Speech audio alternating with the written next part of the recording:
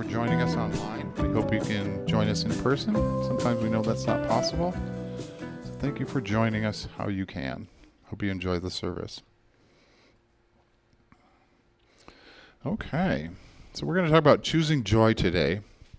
So there was a Roman Catholic priest on his way to Rome. He met an old friend. Mary, he says, how? It's so good to see you. It's been a long time. How are you doing? Mary says, well, I'm doing okay. My husband and I have been trying for years to have a baby, but we're barren. Could you please, on your way to Rome, when you get to Rome, could you please light a candle for us? He says, I would be glad to do that. So skip forward 5 years. The priest is sitting at home eating dinner. He gets a knock on the door, and it's Mary. She's like, I'm so glad I found you. She said, whoopsie. That's a reminder to silence our cell phones. It's all good. So she said, I'm so glad I found you. Since you lit that candle for us, we've had 2 sets of twins, a set of triplets, and now I'm pregnant with quadruplets. And she hands him a first-class ticket to Rome. He's like, Mary, you don't have to thank me for that. I just did it out of the love of my heart. He says, no, Father, I'm not thanking you. I want you to go to Rome and blow out that stinking candle. Ooh, so finding joy in things. So why do we want, today we're going to talk about why we want to choose joy, what we might choose instead, and how to choose joy. So why do we want to choose joy? In Proverbs 17:22, it says, a cheerful heart is good medicine, but a downcast spirit dries up the bones. So we're going to talk about the good medicine. So from Harvard Health, Dr. Stephanie Collier says, our immune system can actually be strengthened by choosing joy, by having the mental state of joyfulness. Even our immune cells have the neurotransmitters. We're going to talk about neurotransmitters today. That's like dopamine, serotonin.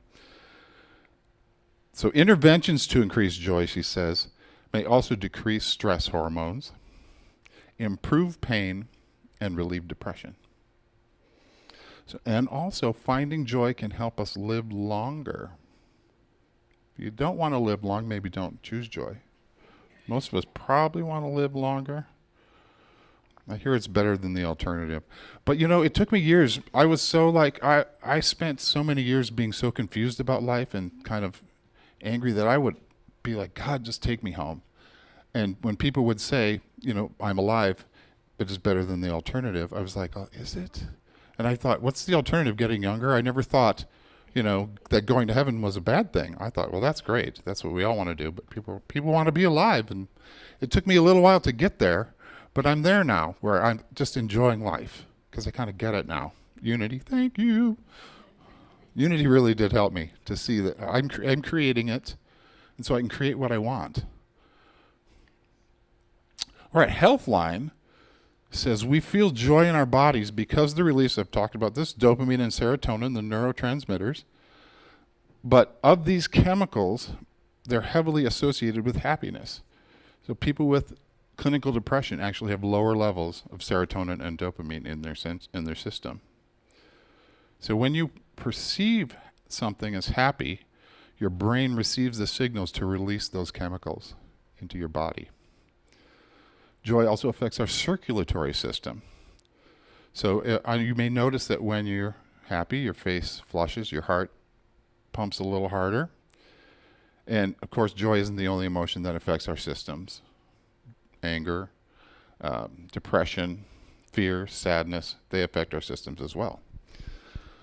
So joy also affects our autonomic nervous system. That's like the things that happen when we don't realize they're happening.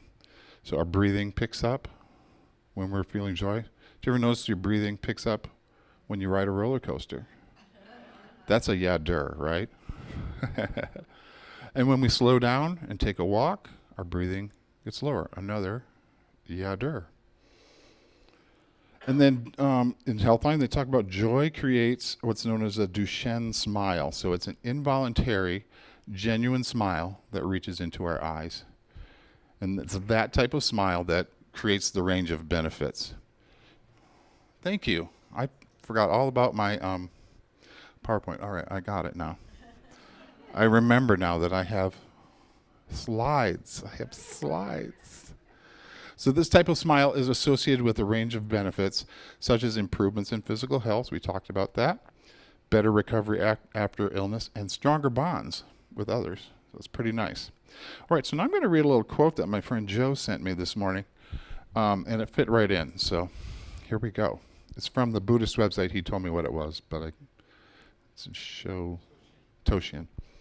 So if we laugh at ourselves and at our own foolishness, or even be able to laugh at our own ego-centeredness, I think that's a very healthy quality to have and very Buddhistic. If you can't laugh at your own foolishness, then how else would you react? Maybe you might react angrily or defensively. Someone's stealing my show. She is, isn't she? Adorable little joy running around. So maybe you might act defensive, but let me start again. Maybe you might react angrily or defensively and miss the opportunity to really see yourself. So that leads me into my next section, which is other things we might choose. He talked about anger. Sometimes we choose anger at any given situation. So before I found Unity, I was trying to deal with my anger, and I was in counseling. And somewhere in there, I don't remember how this happened, but I found in my backpack an article that said, "Are you angry?" And I went, "Yes, I am, all the time, almost." And it talked about how anger makes us feel powerful. Because we feel powerless, the anger makes us feel strong. However, it's a false sense of power, because we're not really angry, we're actually kind of pushing other people away. And then the other thing that it said was that anger is a learned response. So we learn to respond with anger from our family. And I was like, okay, that totally is what happened. My parents reacted with anger to everything, and I learned that well. So I had to learn how not to react in anger. So one thing that kind of helped me was, if you meditate, you might get an answer. It kind of resets your brain. So I was headed off to a concert, and my then wife told me she was going to babysit my granddaughter, because she was a little, under 2 and liked to scream a lot. So I didn't really want her at the concert, and my daughter really wanted to go. And at the last minute, my wife calls me and says, "I'm sick. I can't watch the baby." I was getting ready to get mad, and I remembered that if I stop and meditate, that might change things. So I went to meditate, and as I laid down, I thought, oh, she can't come pick the baby up, but maybe I can drop the baby off. So I was able to just by meditating for a second, get a solution to the problem. So it's really kind of nice that we can do that. We have that power. And sometimes we might choose sadness, like we get into a situation. I know I was also a depressive person. So I think I spent most of my time depressed and angry. And thank God I don't anymore, right? Rolls eyes. I am getting a lot better, but so, you can imagine if he rolls his eyes, how much worse I was if I'm still a little bit angry and sad. But so my son and I were watching a show on PBS called Our Plastic Brains, and it talked about how people can recover from stroke just by the power of our thoughts. And the thing that caught me was that it talked about depressives. And it said depressives often, when something bad happens, they go, "See, bad things always happen." And then they start thinking about all the bad things that happen, and spiral down. And I went, oh my God, that is exactly me. And so since then, I really have not been as depressed as I was. I've gotten sad. Things happen. I get sad. But never have been in those really deep depressions that I was in for years, because I realized I was the one doing that. I was counting all the bad things and depressing myself more. So we want to choose joy. But how do we choose joy? First, decide to. So once we decide to choose joy, then That's where the power comes.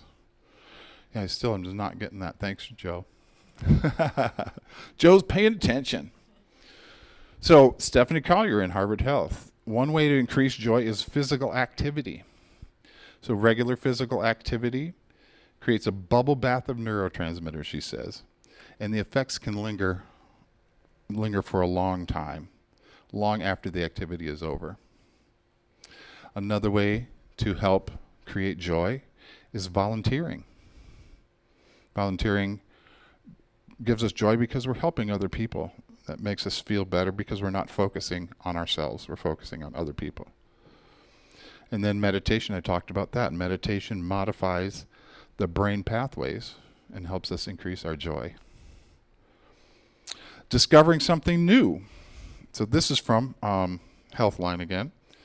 As humans, we're hardwired to experience joy when we experience something new. Developing a new pursuit can help us enjoy life more. Refocusing our energy. Paying attention to the good. So I talked about that. Instead of counting all the bad things, pay attention to the good things.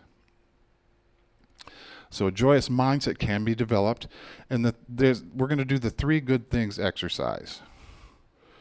So the 3 good things is every day, start with at least a week, write down 3 things that went well for you that day, and provide an explanation for why they went well. And it's important to keep a record of this, to write it down rather than just do it in our heads. So the things you want to do are, first, give it a title. The good thing that happened to me. Write it down in detail. Include how you felt then and how you felt after, to remind yourself of the joy. Explain why it happened. So why do you think the good thing happened? What serendipitous things caused to create it? And then if you start dwelling on negative thoughts, bring yourself back to the good thing that happened. All right, another thing Healthline says is limit negativity. So whether we're talking about gossipy coworkers, or maybe you have a toxic relationship where you're realizing, wow, a family member, those are people that are hard to get rid of. Let's just say that. But saying no to a toxic relationship is good self-care. And if you have a complaining friend, maybe don't spend so much time listening to that person complain, because that kind of, we kind of pick that up sometimes. So spending time around a negative mindset influences us directly. So it's okay to set limits. I know sometimes we're told a lot, well, that's your sister, you have to love her. And it's like, why are we told that? It's just a thing I think it's a tradition that is passed down through the years, that we have to love our family. And I do love my sisters, but they're pretty negative, toxic people. So I really do limit my interactions with them. And it took me a while to feel okay with setting the limits. In fact, very recently I was talking to Reverend Mitzi about it, and she's like, you don't have to justify why you don't want to hang around with them. That really set me free, because I was spending a lot of time justifying in my mind why I didn't want to spend time with them. And she just set me free with, you don't have to justify that. It's self-care. You have to take care of yourself first, right? Put on the oxygen mask first before you put on someone else's. If you can't breathe, you can't really help someone else breathe. And then another thing that's going to limit negativity is focus on what brings meaning to your life. Don't focus on money. That's what it says. I'm just reading I'm quoting this story from Healthline. So if you're feeling down, simple activities like going for a walk, we talked about this, petting a dog or a cat, kissing a loved one, or even forcing yourself to smile can help the neurotransmitters to do their job. Healthline says smiling can trick your brain by elevating your mood, lowering your heart rate, and reducing your stress. The smile doesn't have to be based on real emotion. Faking it works as well. So let's all close our eyes or lower your gaze if you feel comfortable. Let's think about someone or something that angers us or makes us sad. See how that feels just for a minute. All right, and now let's just smile. Let's give it a good smile, big O, up into your eyes smile.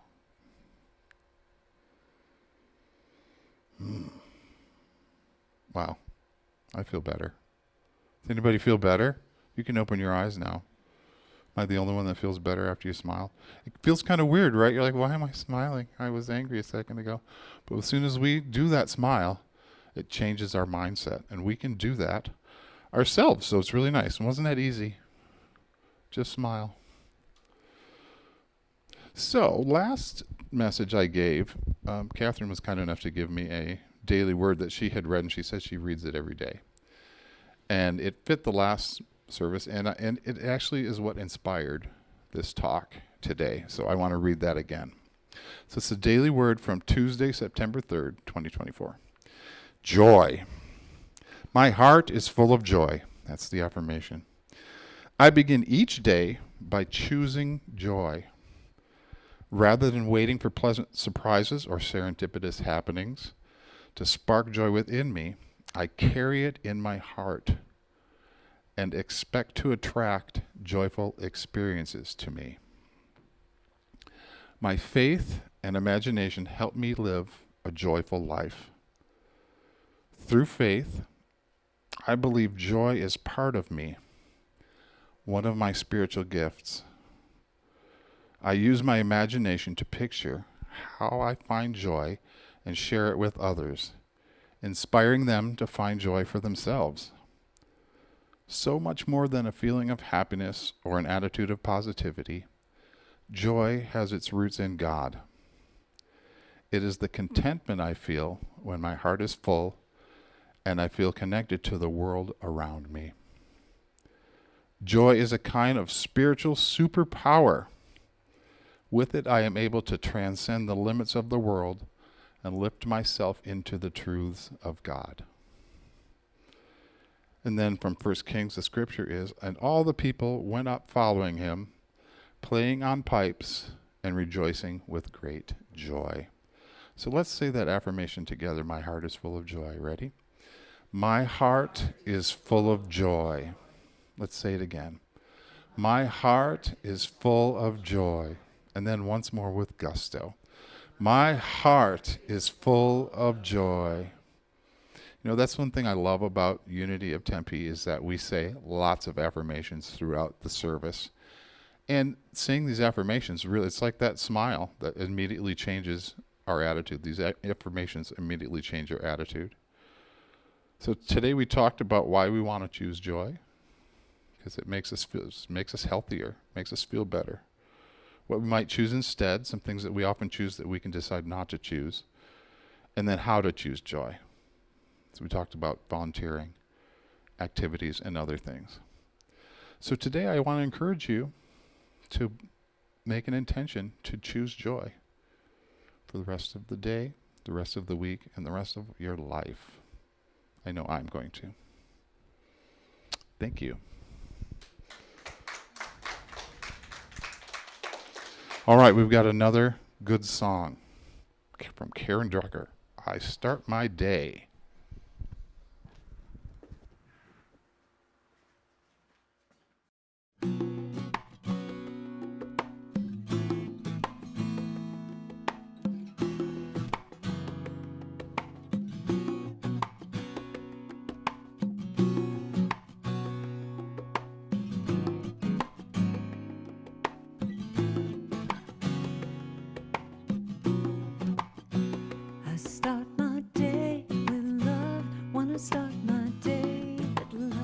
That's what I get more of is love.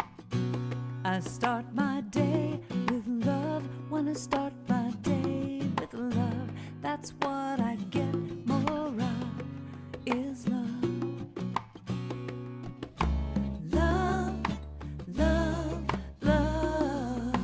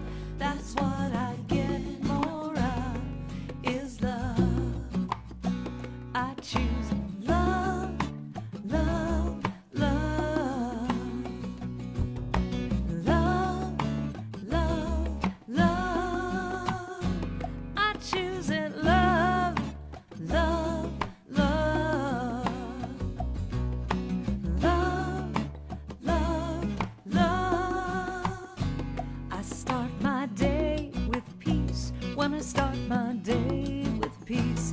I feel that sweet release of peace. I start my day with peace. When I start my day with peace, I feel that sweet release of peace. I choose peace, peace, peace, peace, peace, peace, peace, peace. I feel it, peace, peace, peace, peace. I choose peace, peace, peace, peace. I start my day with joy. When I start my day with joy, everything I do is infused with joy. I start my day with joy. When I start my day with joy, everything I do is infused with joy. I choose joy, joy, joy. I feel it, joy, joy, joy. Every day it's joy, joy, joy. I'm choosing joy, joy, joy. I start my day with love. I start my day with peace. I start my day with joy, and I feel that sweet release. I start my day with love. I start my day with peace.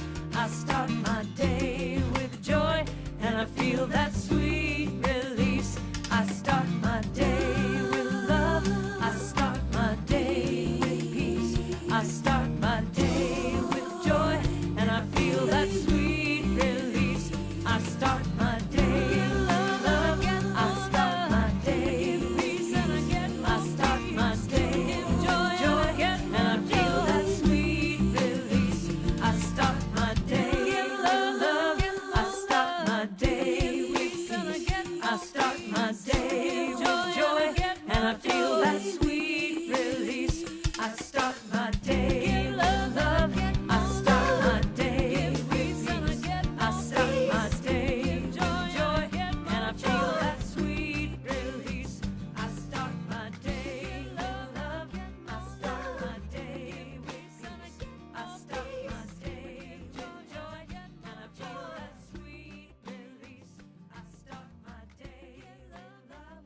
I start. Well, starting our day. All right.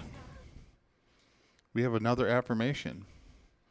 I'm a beloved child of God, here to be an ambassador of good. That was nice. All right, we're going to take our offering. So Unity of Tempe is supported by our giving. We wouldn't be here if folks didn't give. So thank you for giving. And please give from the love in your heart. All right. Let's say this together. I am a joyful sharer of my good. I remember that as I give, I receive, and that God is my source.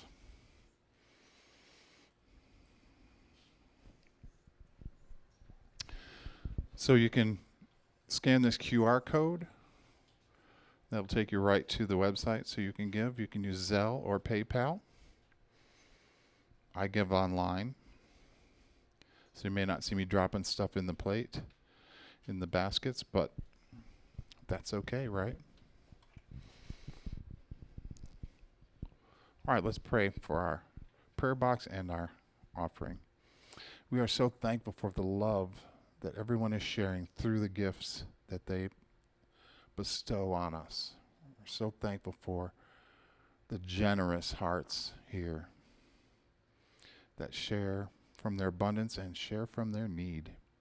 And we see God blessing us all as we give. We lift up all the prayers in the prayer box, those in our hearts and minds. And we know that they are answered. We know that everyone here is abundant. All of the people we're praying for are blessed, healthy, and whole. And we say thank you, thank you, thank you. Amen. Thank you. All right, some announcements. Starting a knitting and crochet group. So we got a few people. We're still kind of waiting for. Awesome. We're waiting for to hear from the Church of Epiphany.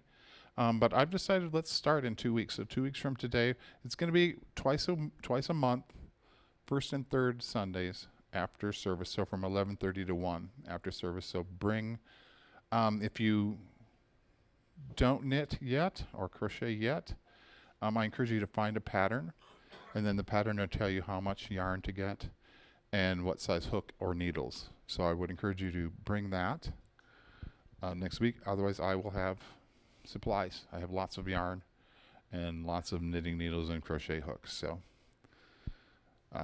yeah, so we're going to do it for the homeless in general. And then, of course, if you, we'll kind of talk about this, but if you want to make something for your grandma or your aunt or your niece or grandchild or friend, we're here for that too.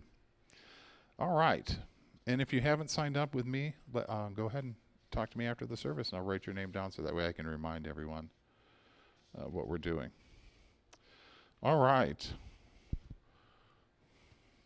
Every Thursday morning at 10, when Mitzi's in town, we have a prayer group. It's more than a prayer group. We really spend quite a little time talking about the daily word of that day and how it affects us and what we got from that. And then it just kind of always blossoms into a really good conversation that I would encourage you to join if possible. And then we do take prayer requests and pray. So if you want to get on a prayer list, get on the email list that we've talked about before, we can get you involved in that. All right. Is that all the announcements? Oh, Matthew's Crossing. So that's next Sunday, September 29th. If you have food you want to bring and donate to Matthew's Crossing, bring that next Sunday. And then if you have food insecurity, Kent has given us all this good information. You can talk to Matthew's Crossing, talk to unitedfoodbank.org, or there's a senior food box in Mesa. And the information is right here if you want to take a picture of that or ask Kent. Kent has that information. Thank you, Kent. All right, another lovely affirmation. You guys want to say this with me? You are important. You matter. You make a difference. Who do you know that needs to hear this? I guess we didn't need to say that part out loud, but if you know someone that needs to hear it, share your joy, share your love with them today. Okay. I think that was the last announcement. Oh, I'm deserving. Let's stand and do our... Is it prayer for protection first, before that? Okay, we're going to sing the prayer for protection song. So before we do the pose. So this is a song that I wrote the music to. James Dillett Freeman wrote the words to the prayer for protection. Then I added the kind of the unity, the new unity version of it. So if you remember it from last time, sing along. If you weren't here and didn't know it from last time, we'll sing it through once as I, and then the second time through we'll sing it as we. So feel free to join it as you learn it. Ready, begin. You turn that up a little. The light of God surrounds me. I am the light. The love of God enfolds me. I am the love. The power of God protects me. I am the power. The presence of God watches over me. I am the presence wherever I am. God is. Now it's us. The light of God surrounds us. We are the light. The love of God enfolds us. We are the love. The power of God protects us. We are the power. The presence of God watches over us. We are the presence wherever we are. God is, and all is well. Ooh. Thank you.